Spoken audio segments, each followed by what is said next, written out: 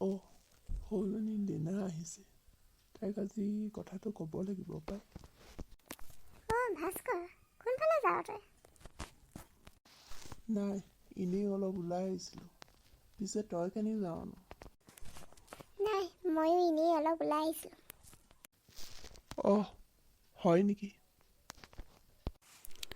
তোক মই কথা এটা ক'ম, তই বেয়া পাবি নেকি বাৰু?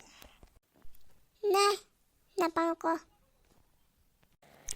আচলতে তোক মানে কথাটো মই বহুত দিনৰ পৰা কম বুলিয়ে ভাবি আছিলোঁ, কিন্তু ক'বলৈ সাহস গোটাবহে পৰা নাছিলোঁ।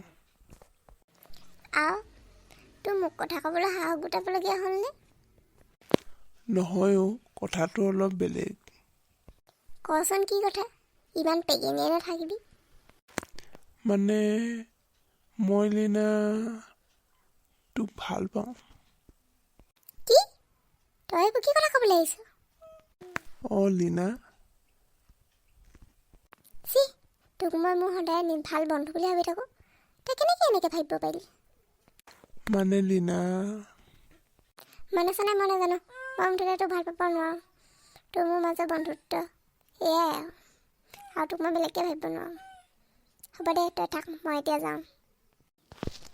লিনাই বাৰু কথাটো বেয়া পালে নিব? নাই, তাই বেয়া নাপায়। তাই নিশ্চয় ভাবি কিবা এটা ক'ব।